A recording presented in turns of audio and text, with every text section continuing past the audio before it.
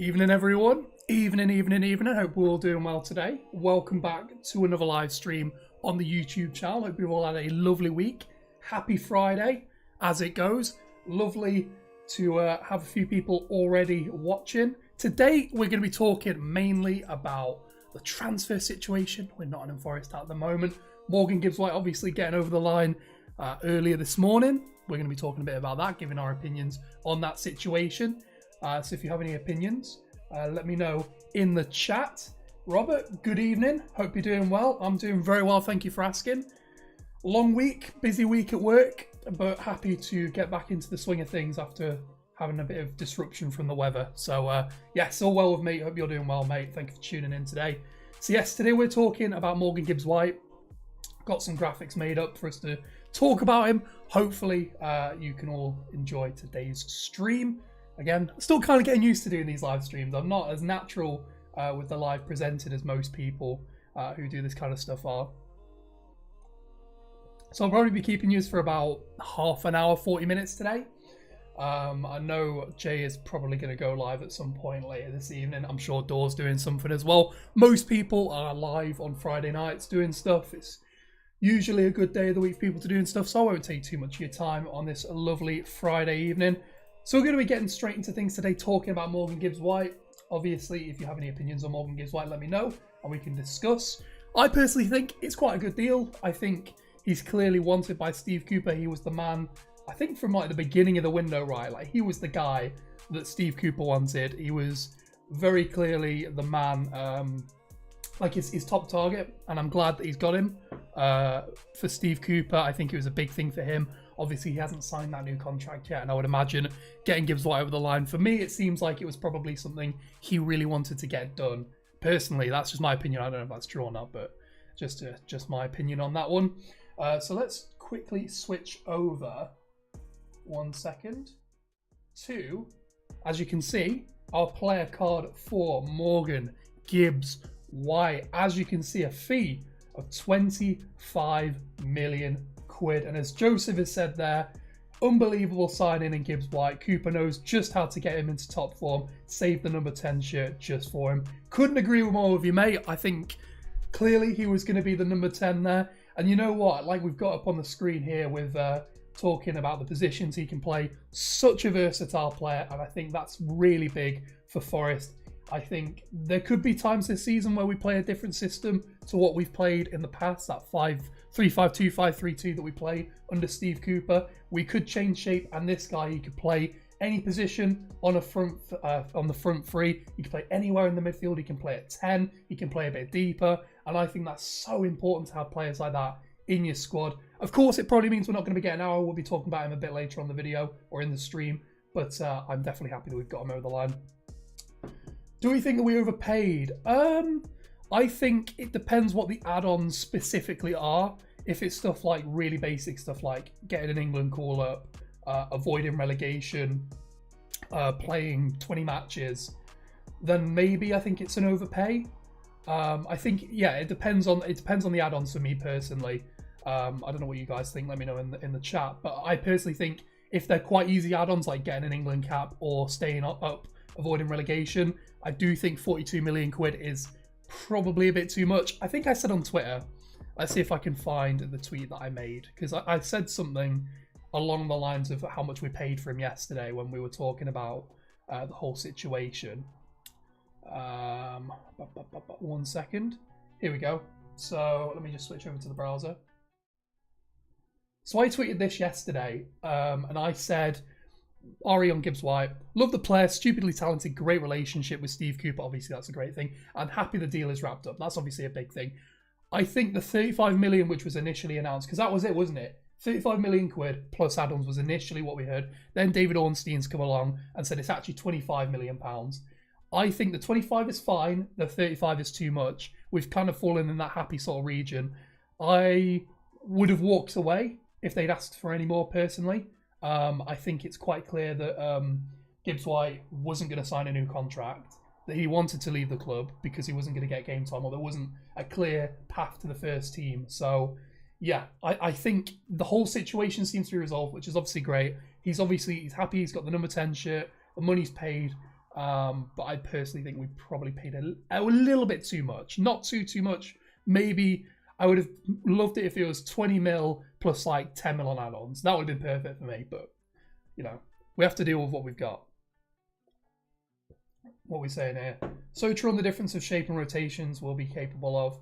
Yeah, and you know what? It's so important to be able to play different positions and different systems in your team. When you look at Forest, we were quite, during the back stretch especially, we did look a bit one-dimensional, kicking it into the channels, looking to sort of stretch teams with Brennan and Surridge running. Having him in the team offers something completely different. And when you look at Forest as a team, when you look at us as a team, we didn't really have anybody who could play that Brennan role.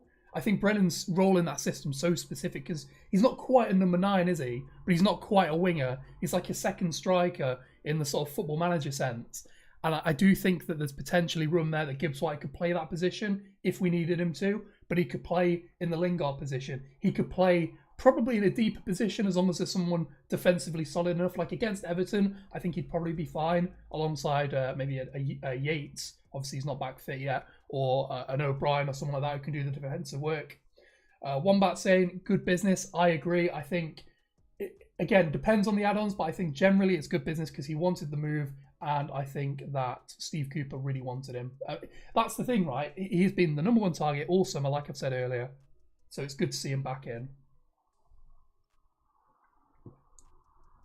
So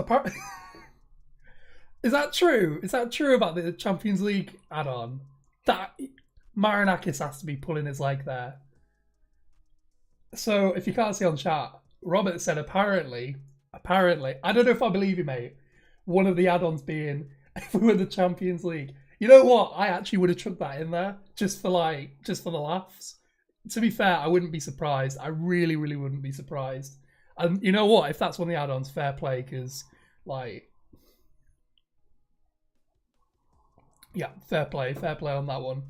25 mil up front. If we pay more than that, he'll have helped us stay up. Yeah, I think. Yeah,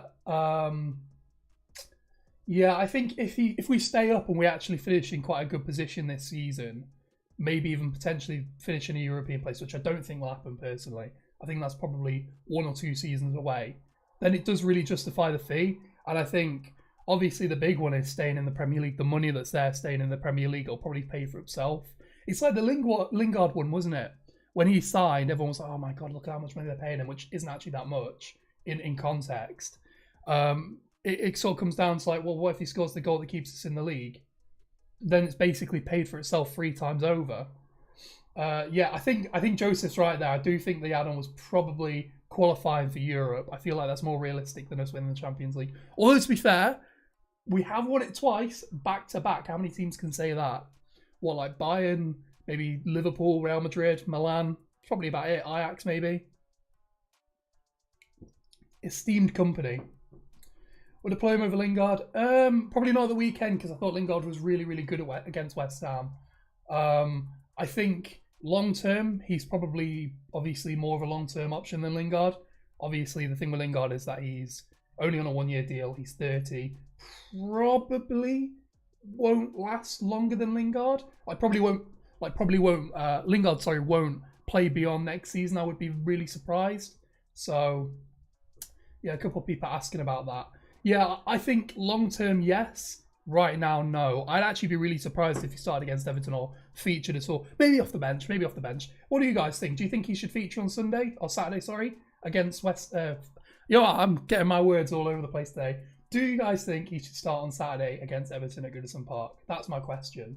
You know what? I'm even going to put it in the chat. Where is my chat? Let's make a poll.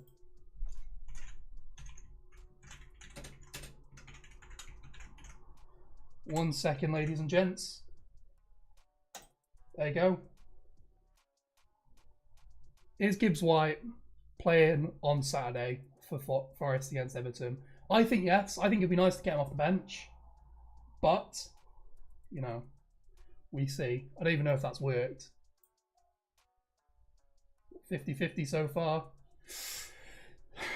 Cooper knows him. Yeah. I think the relationship's so big, isn't it? Like, that was obviously what he was saying. I don't know if you guys have seen the video of when Cooper got appointed at Swansea, or it was something to do with Swansea, and they were interviewing Gibbs-White from about 3 or 4 years ago when he had that loan stint there. And he was like he's known him since he was like 16, and he's played such an important role in his career. I think that's just speaks volumes about him, doesn't it? Like, the relationship there. And I think that's so important, especially for a young guy coming to a new city, coming into a squad where he doesn't know a lot of the players. I think that's really important. Yeah, I agree with what Robert said there. I would put him on the bench, see how Lingard does. If he's not up to the pace, which it can happen, then yeah, I'd probably bring him on. I think Lingard's role is going to be really important though, because Cody's probably going to be starting at the back for them, and his ability to launch long passes is really, really good in that. For Wolves, historically, he's been really good at it. I'd imagine he's going to do the same for Everton. So it is probably going to be quite important to have somebody who can sort of press up against him and just sort of disrupt those long passes he's going to look for, especially into the channels, because we know that's where Everton's best players probably are. If he gets leggy, yeah. If he get, again, agreeing with what Joseph and Robert have said. If he gets a bit leggy, sort of half an hour left, it's a perfect opportunity as well, because Everton are in such a rut at the moment. He's going to get space because they're going to sit so deep and try and counter. It's a really good opportunity to see on the ball what he can do, because for Sheffield United he was doing a lot of running the channels, that kind of stuff, playing the ball back across goal. It'd be nice to see him get some touches on the ball and just see what he can do with solid possession on the ball. But I think that seems to be the consensus of most people here. Wombat saying the same, 20-30 minutes left of the game. I think it seems to be the consensus. Obviously the poll you can see here, I'll end the poll now. As you can see, 2/3 of you have said yes, so I would say that's fairly comprehensive that he should be starting.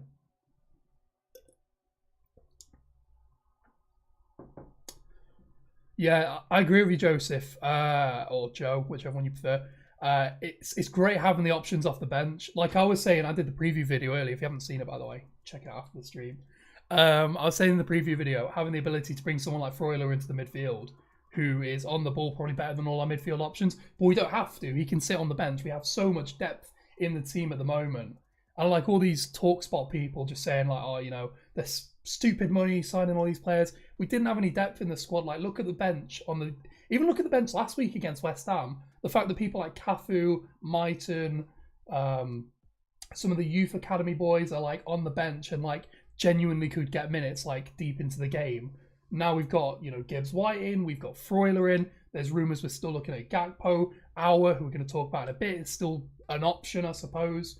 So yeah, it's mad, isn't it, the depth of the moment, and it is night and day from even a week ago against West Ham, where we were so good, but we did lack.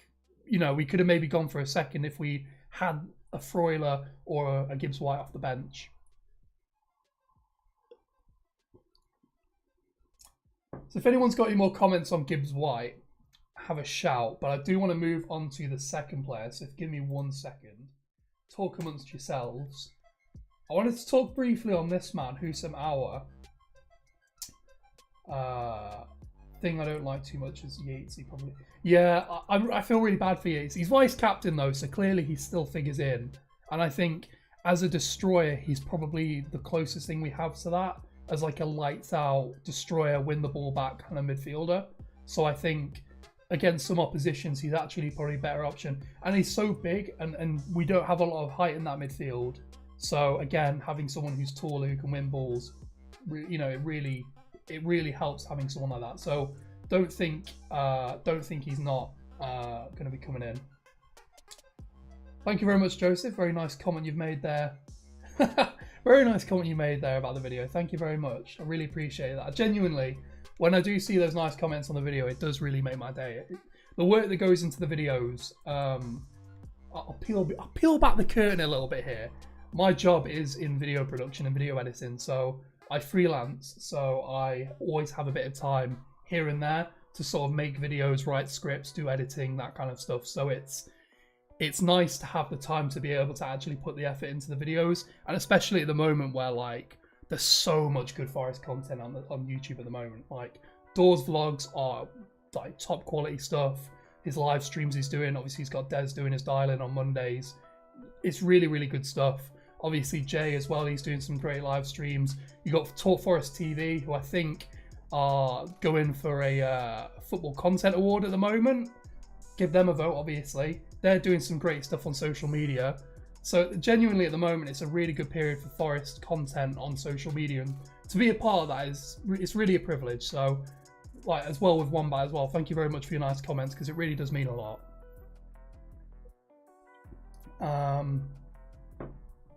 What do you think happens to players like Colback, Cafu, Martin Taylor? Martin should get a loan. Well, I'll go through them in order. Martin should get a loan. Ipswich were linked earlier. I'd like to see him go to Blackpool under, is it Michael Appleton, the former Lincoln manager who got that really good season out of Brennan? I'd like to see him go there playing out wide alongside Bowler, and Bowler, the other guy. The guy who used to be at Everton who we were linked to in January. Them two on the flanks would be really exciting. Taylor, I think he's going back to Charlton from what I said. From what I saw, sorry. Colback, I think because he can play left back, I'd probably keep him, and I think he's good for the squad. In Cafu, jury's out on Cafu. Depends if we bring another midfielder in. If we bring someone else in, get rid of him. If not, keep him on. He's, you know, fairly useful to have. Anyway, after that gooey emotional stuff, let's start talking about Houssem Aoaur then. 15 million quid was the fee that was supposedly enough to get the deal done. That's what Leon wanted, apparently. Now, from what's been rumoured, particularly in the French press, let's see if I can find something. So yeah, Palace are also interested as well. That's worth noting. We're not meeting their 15 million euro asking price. Apparently, all we're offering is 10 million, and I don't want to sound really like cynical, but why aren't we paying the extra 5? Like, no problem spending the money on Gibbs-White, no problem spending the money on Freuler or whoever's come in over the summer. Like, 5 million's a lot of money. It's a lot of difference between the two values, but like, clearly the money isn't an issue for Forest at the moment. So why aren't we just paying the money? Do you know what I mean? Like, I don't understand why we're not just not breaking the bank, but let's just sort of actually give it a go and sort of test it, because we agreed personal terms from what's been said on, again, most social, like most what are they called, journalists, whatever they're called. Like, most of them are saying like the personal terms were there. It was just we couldn't agree a fee, and that's like Miri said there. It's yeah, it's not gone too well. And I'm disappointed. I think he was the backup to Gibbs-White. Yeah, I think that was probably the case. I think they're two different players, but I do think that's how Forest saw it. Was like, oh well, because there was a while there, wasn't there, for about a week where it just went really quiet on Gibbs-White, and it just seemed that we were maybe looking at other targets. And I think it was like we were looking at Mopé from Brighton. We were looking at Gakpo, who is someone who we might talk about if we have some time at the end of the stream. And I think that was when we were like, oh, well, we'll look at other options, like you say, Jack. And yeah, I'm disappointed. I just really want to see him in the Prem. I think he's ace. I genuinely think he's quality. Like, let me tell you what we're going to do. We're going to get his FBref page on. I'm going to show you how much green is on there. And it's like the stats, you look at him, he's crazy. I would say he's probably the best ball-carrying central midfielder in Europe, which is such a niche. But to have someone that good going into the last year of his deal at 24 years old, it's just a no-brainer you go in for him. It's sad because the proof is in the pudding. Ooz's talent videos online. Yeah, honestly, Joseph, it's crazy how good he is. He's like, I think for him coming to us would be like Bruno going to Newcastle in a sense. Like, he would just completely change our midfield. Let me show you over to this. So this is FBref. If you're new onto these streams, FBref is basically a stat collection website. It collects all the stats on players, all the data. This is my like primary resource for making videos. So it's really, really good. Highly recommend it. It's completely free. It's just on the internet. It's called FBref. Basically, you can find players in Europe's top 5 leagues, and you can visualize here what they're good at. And as you can see, these are like the main metrics that when you're looking at a player, the main metrics that you look at: goals, assists, obviously the main ones, XG, expected assists. progressive actions, dribbles, touches in the penalty area, and then all your defensive metrics.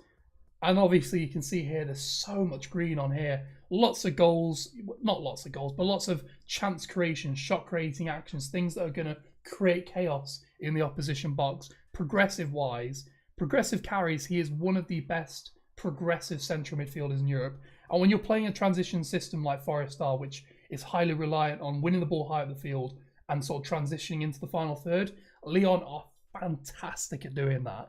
That's a big hallmark of their style. High transitions. I think they had the fourth most high transitions in Ligue 1 last season, and the second most shots that were directly led from high transitions. And Forest's game, our style of play, is really reliant on high transitions and winning the ball high at the field and countering quickly. I guess you'd call it like a gegenpress almost. And his skill set really suits that. And the fact that he can play number 10, obviously you can see his attacking stats look less impressive when you compare him against wingers and attacking midfielders. But when you look at him against midfielders, generally, it looks really good. And there's so much there to be had. My only issue with him was that he's not the biggest guy in the world. 5'8", so he's 5'8". And we don't have a lot of height in that midfield. And like Yates, he's like the only guy who's like actually quite tall. So, but the big one was that his contract runs out next summer. And that for a lot of people was what was attracting interest. I saw us, Palace, Lazio, and Betis linked. There could even be more. So, it is what it is. I'm disappointed it might not happen, but we'll see how it goes. Brian, how likely do you think it'll happen? Out of 10, I would say at this stage probably a 3 or a 4 out of 10. Like 1 being not at all, 10 being definitely. I'd say a 3 or a 4. It seems like we're moving on to other targets. It seems like Gibbs-White was the priority, which is fair enough because we wanted him all summer. And unfortunately, I don't think it's going to happen now. But again, I could completely be proved wrong. Please don't use me as a source because I have jackal to do with the club. I don't know anything. That's just my opinion on from what I've seen. So yeah. So just to run over some of those stats, I mean, you can see them there. The big part is he can play in those central areas. It's really important to have someone like that in the team. And yeah, I think we've touched base on Aour there. So, what I want from the ladies and gentlemen watching today's stream is I've got the chat up here, look at this. I thought I'd do this. If you've watched a couple of the streams, I'm sort of always looking over at the chat. Having the chat actually on screen might help as well, especially in this little window. I want your score predictions for the Everton match tomorrow. I want to know what you think the score's going to be, and I want you to tell me who man of the match is going to be. And I'm going to leave that out there. I'm not going to tell you until you've told me. That's how we're playing this game. And whilst you do that, I'm going to answer some questions. Badger, what positions do Forest still need to strengthen? I still think we need a left wing back because Omar Richards' injury seems more serious than it did initially seem. So a left wing back would be nice. Maybe a right back. To be fair, I don't know why we got rid of Larrea because he would have been perfect. Someone who can play both left and right hand side. But you know, is what it is. And probably it really. We've got a backup keeper. We've got enough defenders. Maybe one more defender. But we've got Kiate who can play there. I would say really all that's left is maybe a wide forward and someone who can play right side and left side of wing back. They're the two big positions, I would say. If you've got any ideas, though, let me know. Robert, I live in France, and a year ago, everyone over here was talking about good ears, so I think it would be great to sign him. Yeah, I mean, my French is very limited, but from what I can understand of French, the French love him, and I think they love those kinds of like wily little players who drift through the lines like that. Yeah, I think he seems to be a really popular character. So sad. It's as though Aour was a ploy to force Wolves. I would not be surprised if it was. Yeah, I think Joseph. I think that's a really good. I would not be surprised whatsoever if he was a tool or a make way in trying to make that deal happen. Because again, I think it was also said that Gibbs-White wasn't going to sign a new deal, and if that's the case, and we just sort of did that, just sort of butter him up a little bit, you know.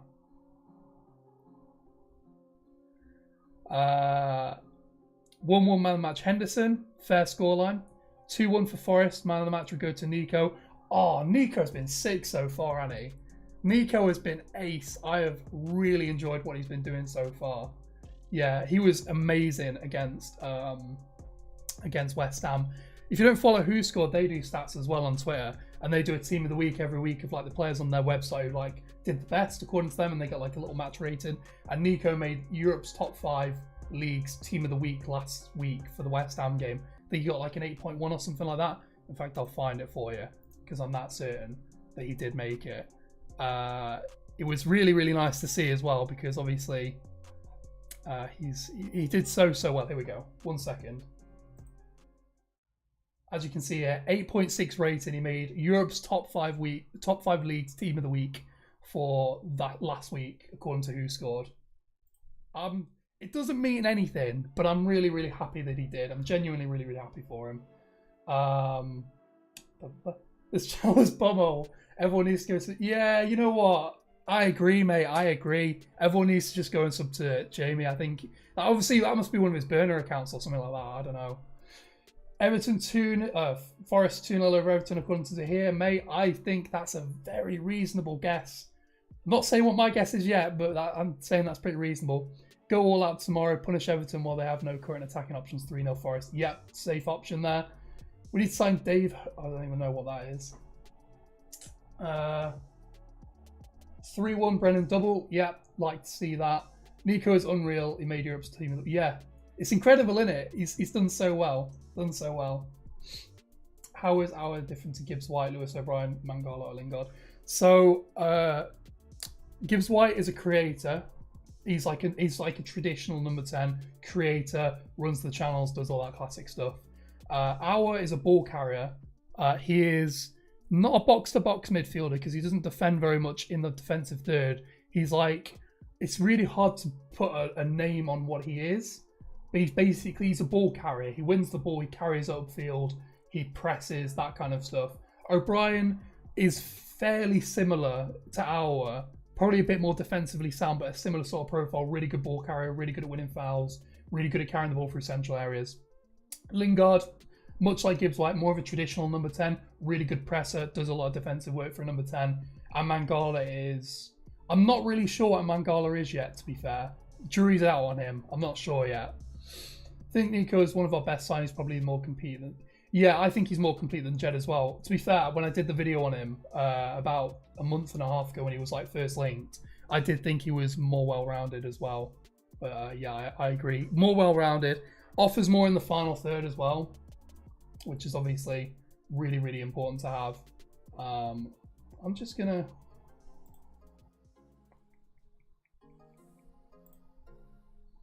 Yeah.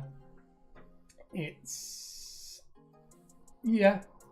What are the views on so-called pundits and their views on the science? They're always going to... What's the old saying? Opinions are like arseholes. Everyone's got one. That's the old saying, isn't it? It's just looking for headlines, isn't it? And it's always like these sort of like fringe pundits who like never get anything. And it's just like... I try and not listen to it. I can't be bothered. Yeah, I can't be bothered with the press, to be honest. Not to be really dismissive on what you're saying. I just really do not care what like people like TalkSport think. Like it does not enter my mind most times. So here, last 15 minutes, Freuler on for O'Brien to test the pair at Forest. Yeah, I would like to see Freuler involved in some way tomorrow, whether that be as a sub or starting the game. I think it would be really, really important to get him some minutes. I think it suits him that kind of game as well, potentially, because he's going to get a lot of touches in central areas, which is his game. He'll get a chance to sort of run with the ball, carry the ball. They're going to be sitting back in quite a compact shape. The one thing that is going to be very important about this Everton's game is it's going to be very different to a lot of our games recently in the last sort of 3 or 4 months. Playoffs, we were pretty defensive. First couple of the games of the season, it's been quite basketball-y, back and forth, that kind of stuff. And this game, we're going to see a lot of the ball. I wouldn't be surprised, you know. Would not be surprised if we see sort of large amounts of possession during the match. So it's a chance for him to get some touch on the ball. Rumoured with Evandro. I'll be honest, Alfie, I don't know who that is.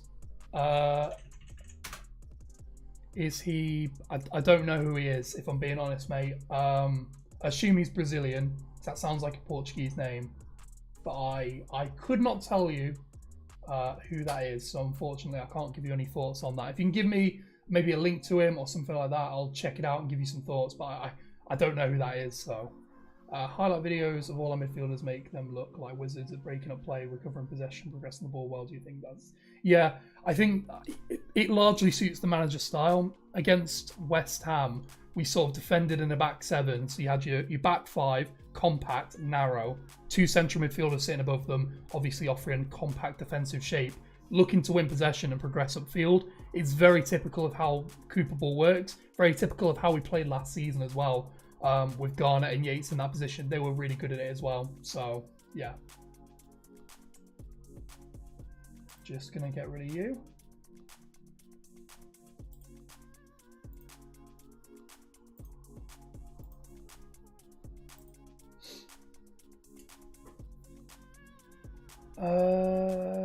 Thing is, we needed to sign so many players. Yeah, that's the thing, was we needed players. Like, someone tweeted earlier that we had like 5 of our starting 11 from the what they called the playoff final not there, and like gone. That's obviously needs replace. Sorry, I've got one eye on chat, one eye trying to think. I'll close that. I won't look at that. Getting distracted.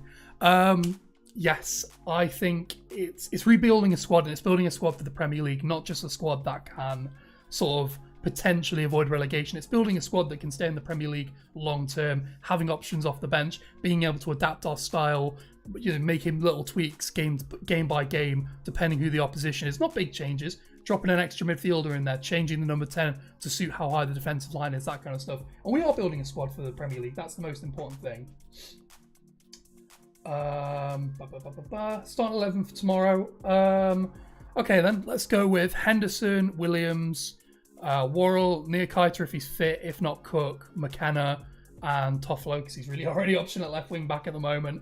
Midfield, you know what? I think I'd probably just stick with the 11 from the match against West Ham. 2 midfielders, O'Brien and Mangala, obviously Jesse Lingard at 10. And Brennan and Taiwo leading the line. Taiwo was really good. His movement's really good, and I think that's going to be important against a team like Everton who are very compact.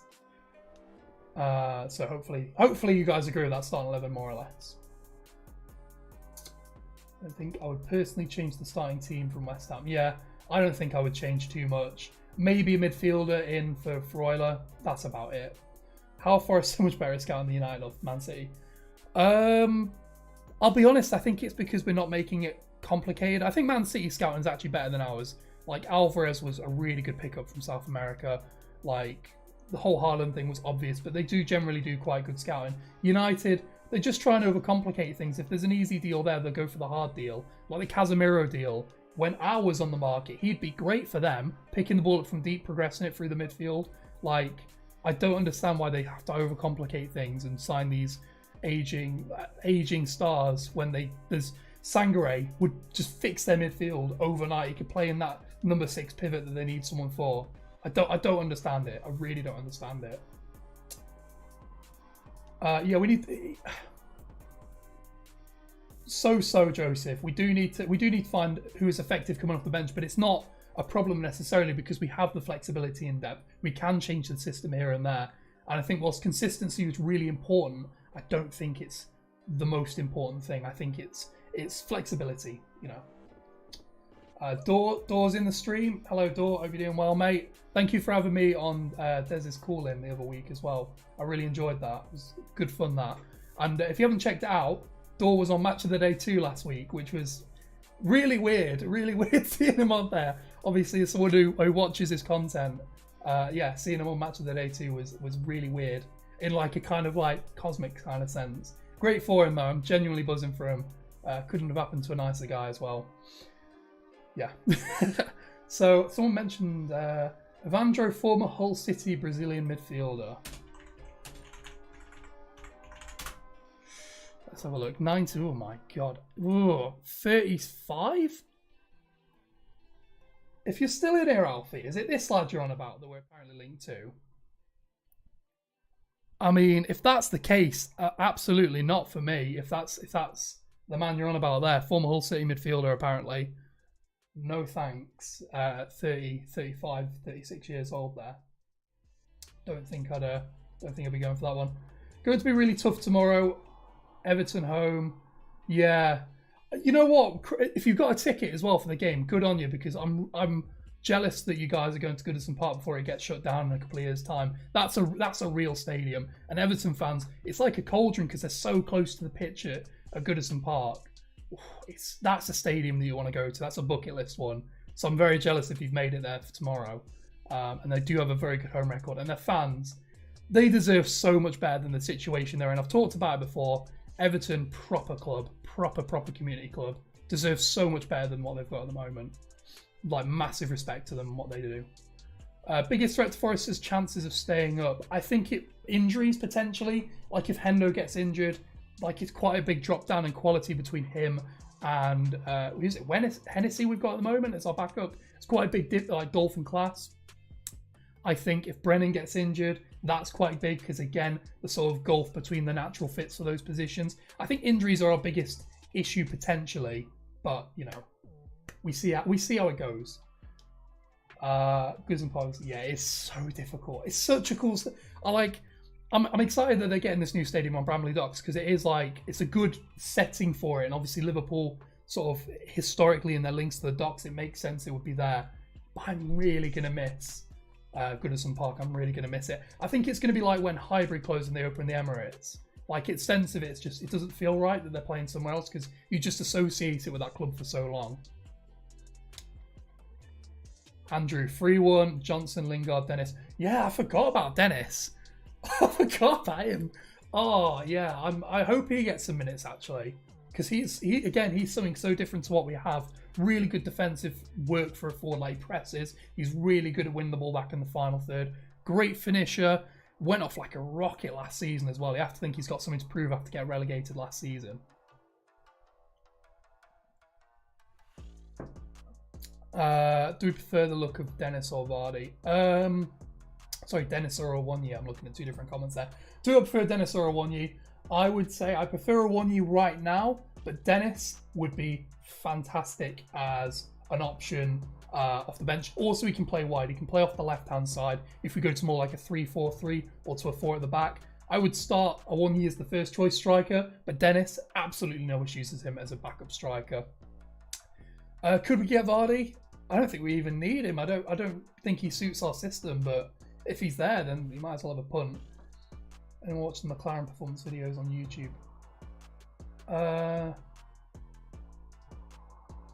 Is that true? Steve McLaren's son's doing Forest YouTube. Is that true? If that's true, honestly, good on him. Because you know what, his dad's a quality coach. You know, like not a good man. I'm not a fan of his managing work, but as a coach and what he's done in sort of going out to the continent and working on stuff, like. Yeah, fair play, fair play. Sure, his dad's got some good advice from he's sort of got from over the years. Just not from his stint as Forest manager. That didn't go too well, but you know, that's crazy. That's actually crazy. Sleeping on that unit, that is Freuler. Yeah, he's gonna be different gravy for us. His Champions League experience as well is just so big. So big having someone with that much Champions League experience. We might not be playing European football next season, but having someone who has that level of experience is really important. Really good in terms of his fitness. Like, he's not had too many serious injuries over the years, and I think as well the fact that he's played in such a demanding system, his fitness record's amazing, and he can do all the running. So yeah, very important. I will check that McLaren thing out after this stream. That's quite interesting, actually. Gone will be at Forest next Monday. I don't think you know what, we talked about this. I was on Forest Fan Hub's stream on Monday or Tuesday. I'm gonna get it up for you. 1 second. And you can check it out after this stream. They did a stream talking about where is it? Here it is. 1 second.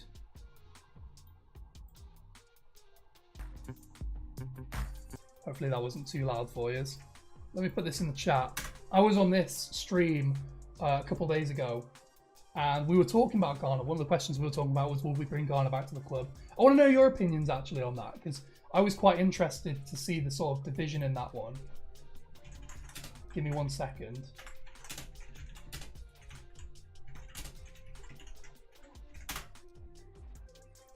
I want to know if you guys would bring Garner back, because we talked about it, and I personally said probably not. But then we were asked, would we take him over Colback or like Cafu in the midfield at the moment? I said yes. I think if he's the squad option, then sure. But I'm just curious to see what you guys think of that one. Talks have already begun. I wouldn't be surprised. I wouldn't be surprised if we've kept in contact with United. Obviously, with the stuff with Henderson and Lingard as well. I wouldn't be surprised if we're in quite frequent contact. That's hard to say, isn't it? Quite frequent content with them at the moment. I'm not even going to try and say that anymore. Who would you have thought we would have... Honestly, it's crazy. Like, the people complaining at, like, how the season started, obviously against Newcastle and stuff. A year ago, we were rock bottom of the table in the most, like, toxic atmosphere. And now, like, a year later, we're in the Premier League. We're mid-table at the moment. All right, it's 2 games in, but we're mid-table. Like, cut him some slack, honestly. Love to see him in a Forest shirt, but don't think it. Yeah, again, I agree with you.